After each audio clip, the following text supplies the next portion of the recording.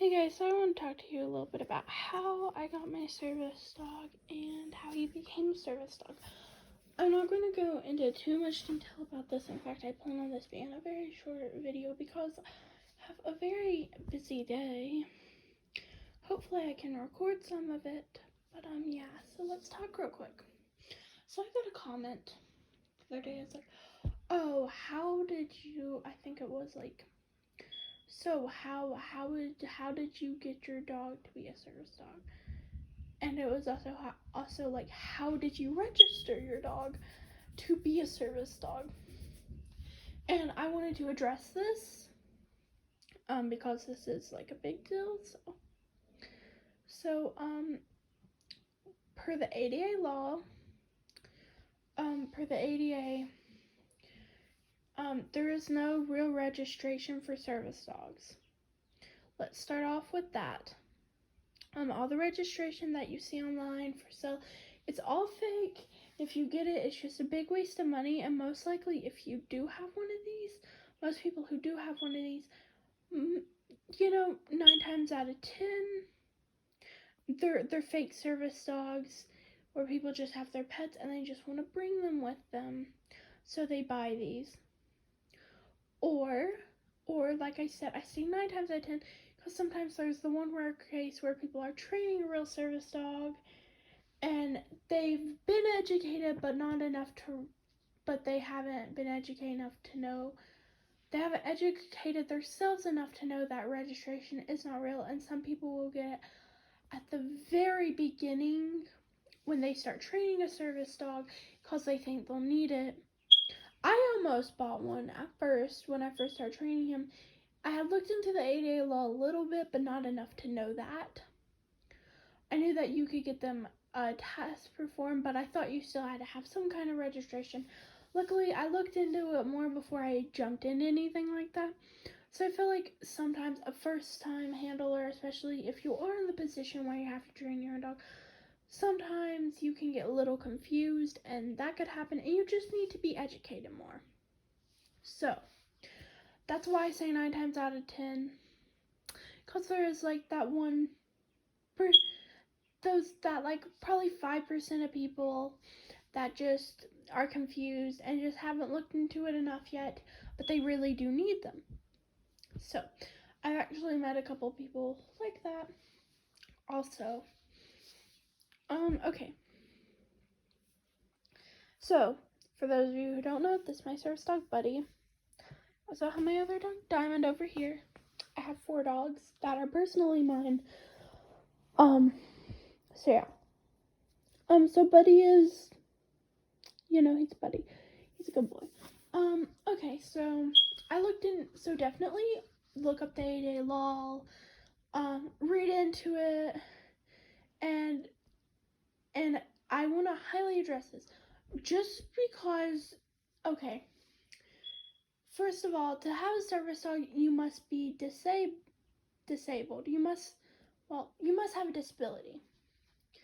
And your service dog can only do tasks that pertains to your disability. Therefore, you can't have anxiety and have your dog do guide work.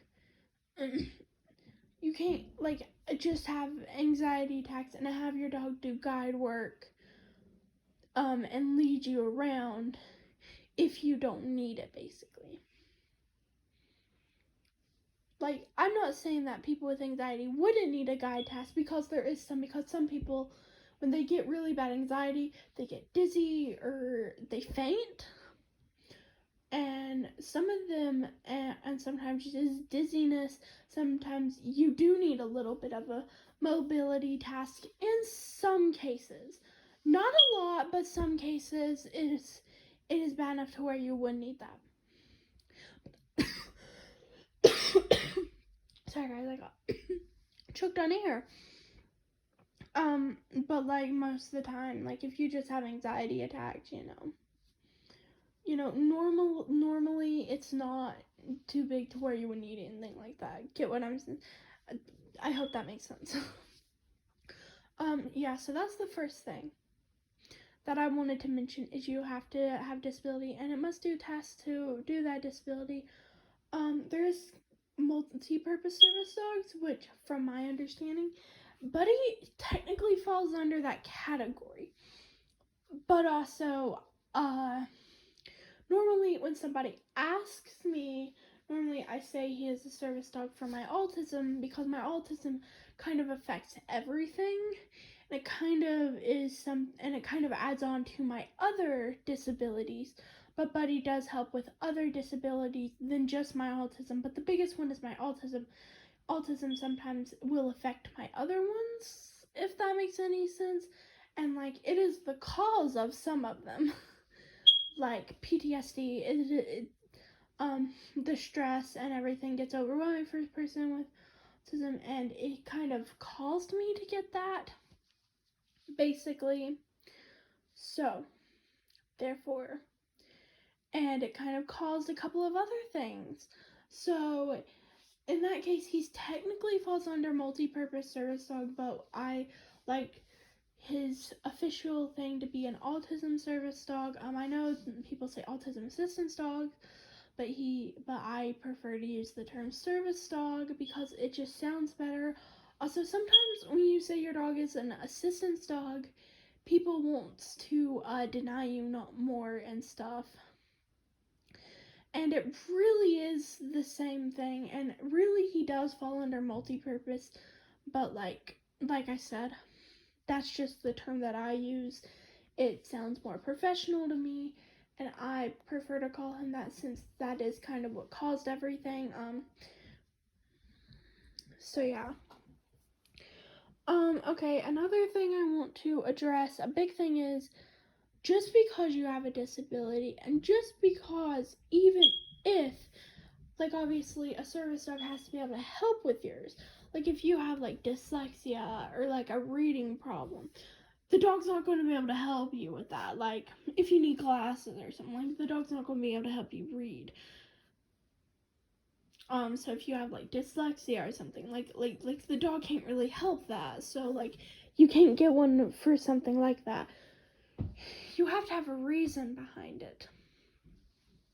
Which brings me to my next point, is service dogs should never be your first option. Service dogs really should be a last resort. That is my belief.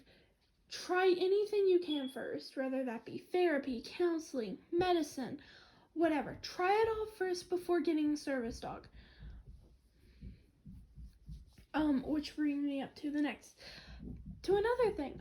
People think that it would be so fun to bring your dog everywhere, so fun to have a service dog, but you gotta train it. You gotta keep up on their training. You gotta pay for their treats. You gotta pay for their vests. You gotta pay for everything. And not only is it really expensive, a lot more than you would ever think, and you need a lot more than you would ever think, but also, I am one who can overpack.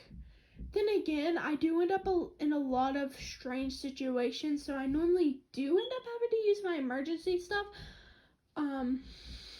That's why I overpack, but like, also, like, they still need a lot even without overdoing it. So it's very expensive. You gotta take your time out on it. And it's not always fun. Sometimes it's a nightmare bringing a service dog with you, because you have people making fun of you, you have people distracting it, there's always dangerous things. It's not all fun and games.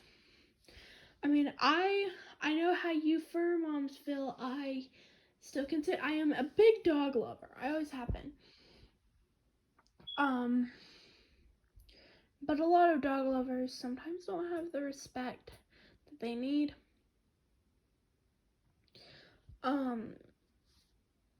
A lot do though too, so, you know. So I get where those people are coming from, want to bring their dogs everywhere, but like, it's not all fun and games. So it should really be a last resort. Like, you absolutely need one. Buddy, nothing else has helped me better. Nothing. So with that being said, that's that. I do wish he was a bigger dog. I mean, his size is great. He's a lot easier to bring than a big dog, but I would like to my next service dog to be a bigger dog. So, because there are a couple of light mobility tasks that I think would be beneficial. It's not that big of a thing though. It's for like sometimes I do get dizzy spells and I need to like grab onto something and just hold myself out kind of. And you can't do that with a little dog. There's a couple of, I guess, like light mobility tasks, like being like when something is too busy and I'm getting too overwhelmed. Sometimes my eyes are about to go blurry and then I can't see and I don't know where I'm going.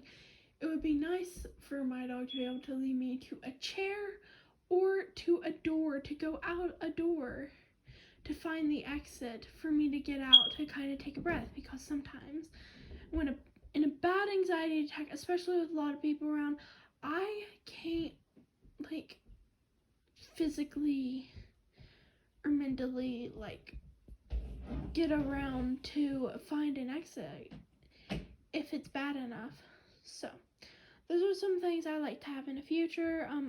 That would be like the main use for those tasks. You know, they're small, you know, wouldn't like be used as often as most things, but like I do need those in those situations. I have been in them and it gets really bad.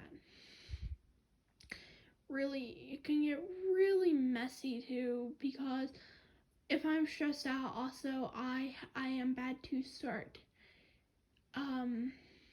I am also, sometimes I need to get away so I don't start disturbing other people too, because in a bad enough, I will go into a panic that's so bad that I start screaming and yelling and crying and just like, get me out of here, get me out of here. And I will even sometimes resort to like, probably not the best things. I will just completely freak out in some situations. Although I haven't done that in a while, I want to make sure that I can get out before I ever get to that point. So that's pretty much mainly what I wanted to talk about. If you do think you need a service dog, don't do it without nothing either. Like, don't do it because you think it's the best for you. Definitely talk to doctors or therapists and stuff first. If you are a kid, I do not recommend you getting one unless you and your parents have been talking about it and it seems like a good idea. And like, you definitely probably shouldn't train your own either at that point. Like, it's only if you need it, and like a lot of little kids. Like, I feel like when you're younger, as crazy as it sounds, sometimes it can be easier and it'll get harder when you're older. Even though everything seems a lot crazier when you're little, with that kind of, when you have certain stuff, certain disabilities, sometimes it'll only get worse, sometimes it'll get better. And really, when you're like younger, like teenage, like I'm talking about like most little kids is not gonna be like, hey, I wanted this. I'm talking about like 12, 13, 14, like teenage years. I'm talking about like that, kid wise. But yeah, definitely talk to a doctor and everything. Like, I talked to my doctor, even known, register and stuff is not required or anything. Sometimes it is good to have something like, for example, I have a doctor's note.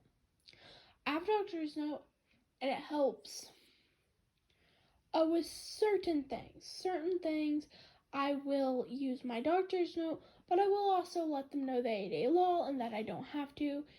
Just, I feel like this document is, I will still educate them, make sure they know that I'm just doing this because I feel comfortable with it and because I feel like it'll help them out and make them feel a little better too. In certain places, certain situations, So I do have a doctor's note from my doctor. Very well written out too. We actually rewrote it about like three or four times before we actually decided on the official note.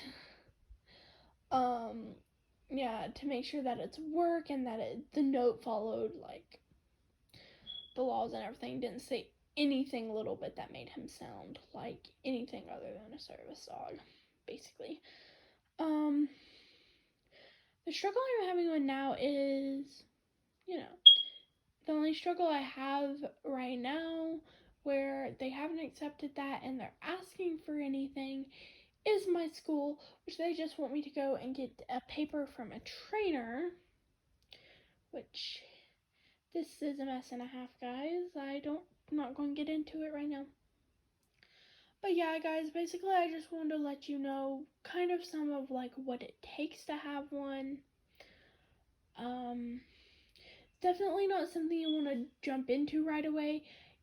Also, when you do start looking up things for a service dog and you get and talk to your doctor and stuff, you still don't want to jump into it right away. Like, you want to make sure it's something you're ready and prepared for. I'm talking about maybe even waiting like 1 to 2 years of doing research. 2 years might be a little excessive, but it doesn't hurt to spend like a year on research to make sure it's something that you really think you need, not won't need. And that it's something that you can handle and you're ready for, because you also got to be ready for the dog and the training. Even if you do get one from a trainer, just because you've had them trained doesn't mean you ever stop training. You just got to be prepared and ready and, get all your research, talk to multiple people to make sure it's something that you need. Just do lots and lots of research, watch videos on them, look up the certain, disability that you might be trying to get yours for. Look up other ones, too, just to see how it works in the community. Community kind of sucks sometimes. But there is some great people in the community, too. There's also some that kind of sucks, that, very mixed emotions about the community. It can really suck, and some people can be really nice and helpful. So, with that being said, yeah, be careful. Watch videos, watch what you need for stuff, take into account of everything. Don't jump right into it. That is the worst thing you could do. Watch all the videos that says things that I wish I knew before getting a service dog. Definitely watch those. Definitely. Or things that say things that I wish I know I needed before. Watch any of those. Anything like that will help you tremendously. If it is something, and this is that you don't start doing this stuff until after you've done considered it. Hey, and just because you don't got a service dog, or you don't need one, or you're never planning on getting one, it doesn't hurt for you to watch the videos and also learn up on the laws. It doesn't hurt for you to learn the laws and stuff to help protect the people in your community. And some people service dogs have trouble advocating for themselves. Sometimes if you know the laws and you see someone struggling with something and you've been watching these videos, because if you enjoy watching these videos and you don't even go ahead, just don't get one because you think it's cool, though. You can watch the videos. In fact, if you see someone having trouble advocating for themselves in a situation where they have a service dog, in some situations, I'm sure some people would like help. And if you know the laws and stuff, and even if you don't have one, sometimes you can still help. I mean, if it doesn't look like they have it under control and they need help, of course. And of course, you might want to help them. Hey, do you need help talking to these people? I know some of the stuff, and I can help you out if you're having trouble talking or speaking up. Because I know sometimes I would like a person who knew the stuff to come help with that. And like I said, it never hurts to learn them, even if you're not ever going to get one. Because it's good for you to know. It's good for a lot of people to know. Honestly, everybody needs to know them, I personally think. But not abuse them. So please don't abuse the please don't abuse this or abuse the ADA. Anyways, thank you so much for watching, and I'll see you all next time. Bye!